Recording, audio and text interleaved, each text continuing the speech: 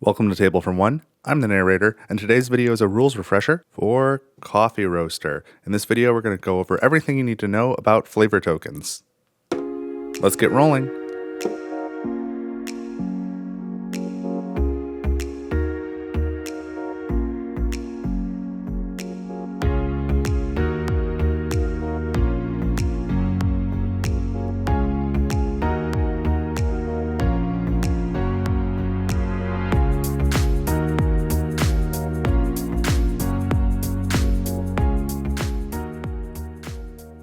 Alright, so I am set up to tell you everything you need to know about flavor tokens in Coffee Roaster.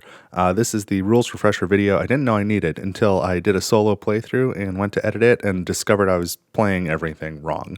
And so I went through the rule book, and that didn't really answer my questions. And so I went through the rule book of the previous version of this game, and that did not make anything more clear. So then I spent a bunch of time on forums and watching other playthrough videos, and I think I've got it down, so I want to share what I've learned with you to try and make this game a little bit easier to play. So if you are new to the channel, welcome. The way these rules refresher videos are designed are that I will go through one specific aspect of the game in detail, but this is not a full how to play. If you're looking for a complete tutorial on how to play Coffee Roaster, there are other channels that do a great job with that. And then as usual, I have chapter markers. If you want to jump to a specific thing, you can go ahead and do so. But let's get going. So there are three types of flavor tokens in this game. There are the red ones. These are body. The green ones are acidity. And the blue ones are aroma. And as you may have surmised, they can be placed here on this board, right?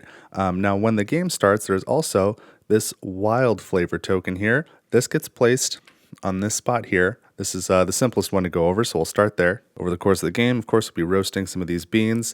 And in one particular round, you may draw a 0 or a 1 or both. Let's say I just draw a 0 and I place it right here on the player board. It can stay there for multiple rounds. Now, if I ever come back, I can place a 1 here, and then I earn this wild flavor token. Now, the 0 and this 1, they can be placed in the same round. They can be placed in multiple rounds. They can be placed in either order. But once they're both placed, or once you've placed one there, it cannot come back. And when you get this wild flavor token, then you just leave that 0 and the 1 there on the board. So this wild one, as you might guess, acts as either a body, an acidity, or an aroma. It's up to you. And so this just goes straight into your bag, and when you draw it, you can use it as any of those. All right, so let's get this 0 and this 1 out of here, and let's talk about what you can do with these tokens. So the first thing you can do is you can take one of these immediate effects here on the left side of the board that all have these icons next to them here. So there are 4 of them, and there is a place to place a flavor token to the left of each. So this one is saying you must place a body token there. Again, that's the red one. This one is saying you must place one of these blue aroma tokens there. These 2 spaces are wild. They can take any one of the 3 flavor tokens. And of course, the wild flavor token could be used in place of the aroma one here. I'm sorry, the body one here, the aroma one here, or as one of these wilds. But these are not saying that they require this one. They're just saying they can take any one token, including that one. So let's go through these 4 effects and how they work. So in order to take the effect, you take the appropriate token and you place it on the spot, and then you get the immediate effect and you resolve that right away. So this one here is to just gain 2 more tokens out of the bag. So as soon as you place either the body token or this wild token there, you immediately draw 2 more tokens out of the bag. Now, if you don't have 2 tokens in the bag, you can't take this effect. And if you draw a moisture token, that evaporates immediately, just as normal, but it still counts as one of your 2 tokens. So that's that first effect. The second one can take any of the 3 flavor tokens or the wild one, and when you place a token there, you take 2 of the tokens you've already drawn. Obviously you can't use the one that you just placed there, but any other 2 tokens that you have left, put them back in the bag, shuffle it up, and then draw 2 new tokens. So again, you must have at least 2 tokens to put into the bag to be able to take this effect. And then when you draw, if you draw any moisture tokens, they evaporate as normal. You don't redraw them. That's just what you drew. So this third one, we'll go ahead and place this aroma token here. And this one says you draw 5 new tokens out of the bag. Keep them separate from all your other tokens, though, because you don't get to keep them. So you draw 5 out, and then you look at them. 2 of them you get rid of. They're out of the game, and then 3 of them go back in the bag. So similarly, if you do not have 5 tokens in the bag, you cannot take this effect. And if you draw a moisture token, it just evaporates. You do not redraw it. And finally, this bottom one, which can take any flavor token, is removal. So when you place a flavor token there, immediately remove any smoke, defective beans, or burned beans. And this is specifically relating to those tokens that you have drawn this round. So you don't go digging through the bag to look for those. It's just out of whatever you've drawn. If you have any smoke or burned beans or defective beans, you remove them from the game right away. So those are the immediate effects. Now there are other things you can do with the flavor tokens, and it mostly relates to this right side here, but it's important to note the order of operation. So if you draw a bunch of flavor tokens, you can do more than one of these effects, although note that each one can only be done once, but you can do multiple of these, and you can do multiple placements over here too, but all of these happen first. These are the immediate effects, and then you do these effects over here. So if you want to do any of these things, you have to start with that. So this section here on the right is for cup effects. So at the beginning of the game, you've got these 5 tokens, you shuffle them up face down and randomly distribute them on these 5 spaces. So the costs for these will be potentially different from game to game. Even though the costs are pre-printed on the board, what those specific costs will get you is going to be different. So this top one will cost you 1 aroma and 1 body. The second one will cost you 1 of anything and 1 aroma. The third will cost you 1 of anything and 1 body. The fourth will cost you 1 flavor token of any type and 1 acidity. And the last is the same, 1 of any type and 1 acidity. And of course, the wild flavor token can be used in place of any of those spaces. So let's talk briefly about each of the cup effects and what they do so you understand why you might want them. This one here is called the extra bean. I don't really know why, but that's what it's called. So when you get this one, let me say it this way. Once you've placed a token on both of those spaces, and just like this 0 and the 1, they can be placed in either order. They can be placed in the same round or across multiple rounds. But once the second is placed, you immediately take this token and put it on this spot on your tasting cup. Now, when you get to the tasting phase, or the cup testing phase rather, instead of drawing 10 tokens, you're only going to draw 9, but you've already got one at the beginning that has a value of 3 on it. So that can be helpful going into the cup testing phase. The next token here is an extra bin. So normally you've got this 1 discard bin over here. When you earn this, you get a second discard bin down here, and if you're playing on the normal side of the board, that gives you 2 more discard spots. So it's just an extra tray for when you're doing your cup testing. You have more spaces to set beans or other tokens aside. This one here is the exchange token. So this one goes here at the very end. Now when you do your cup testing, you draw your 10 tokens or however many tokens you're supposed to draw if you have maybe another slot covered up.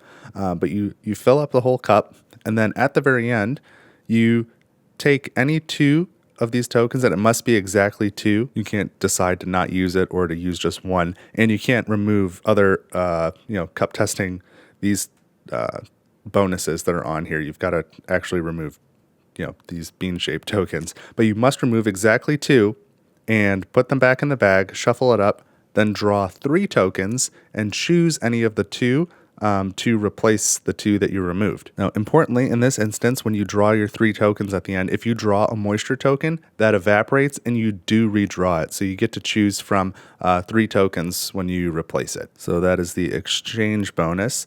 This next one here is selection. When you earn this one, you place it right here, and you'll see that these 2 bean spots have a matching symbol where there's a couple beans on it. So you draw these first 3 like normal, but then when you draw these 2, if you have this bonus, when you get to this space, draw 2 from the bag, 2 tokens, and choose 1, place it, and put the other back in the bag. And then you do the same thing for this next spot. Now, like the exchange token, if you have this and you draw 2 tokens out of the bag and you draw moisture, the moisture evaporates and you redraw until you have 2 to choose from. Now, the last bonus you can earn over here is this one here. This is sweetness. So when you earn this, it takes up this spot. So again, you're drawing 1 less token at the end of the game. Now, some of the roasts require you to have sweetness. It's needed in order to get flavor points at the end. But if you're playing with a roast that does not require sweetness, then this acts as a wild in your cup. It acts the same as this token here. So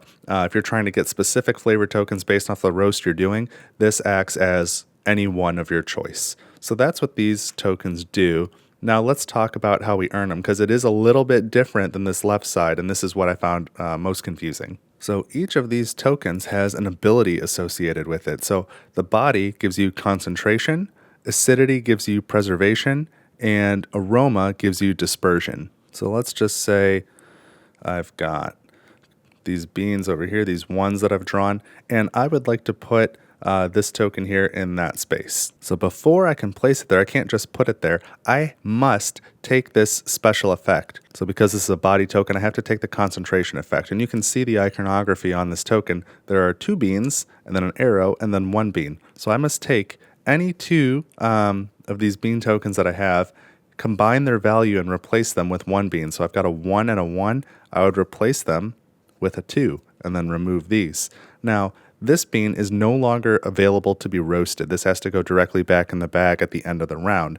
Now that I've taken the effect, I may place it on any legal spots. I could place it here, I could place it here, or in any of these wilds.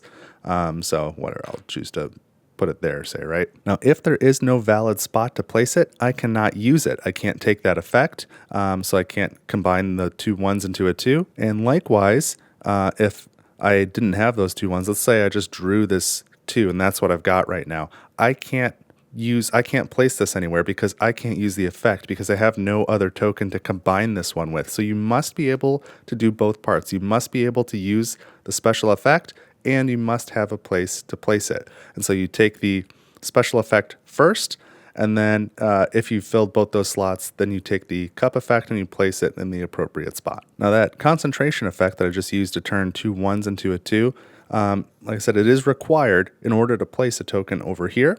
It is not available when you place a token over here. This is just the immediate effect. I found that really confusing because of the iconography on this board, but really these symbols, even though they're the same, the iconography is only there to tell you what type of token goes there, not what effect to perform. Because of course they've got red and green and blue. There's a lot of potential for colorblind, not friendly stuff going on here. So the icons could be the only way to tell these apart. So again, if you take an effect on the left side, you gain only the printed effect. If you take the effect on the right side, you must get the special ability for each of the for whichever token you're placing, and you must have a place to place it, and must do so. You can't just take the one effect and not place it. So next we'll talk about the dispersion effect from the aroma token. If you want to place this, you must do the dispersion effect. So you take any one bean that you have and you split it into 2 components. So this is a 2, so I would split it into 2 1s, remove the 2, and then again, these 2 1s will not roast this time. At the end of the round, they will just go back in the bag exactly as they are. Now, if you had a 4 token, for example, and you wanted to use this dispersion effect, it is up to you. You can split that into either a 2 and a 2 or a 3 and a 1. But it must be exactly 2 tokens, so you can't split it into like 4 1s.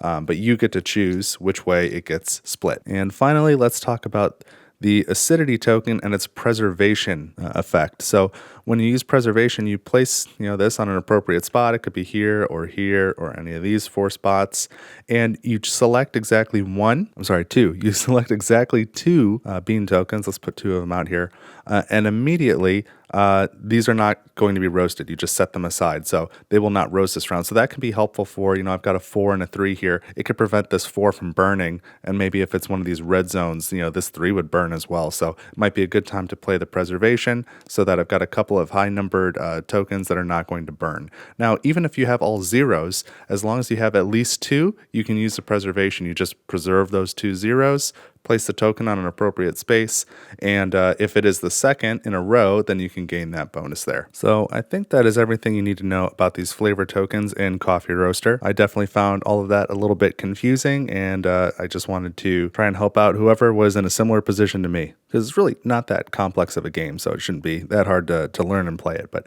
there you go. That's how flavor tokens work. So if you would like to see a solo playthrough of Coffee Roaster, I'm going to release one at the same time as this video. I'm playing the very first roast, Sao Paulo, and I'll put a link at the end of this video.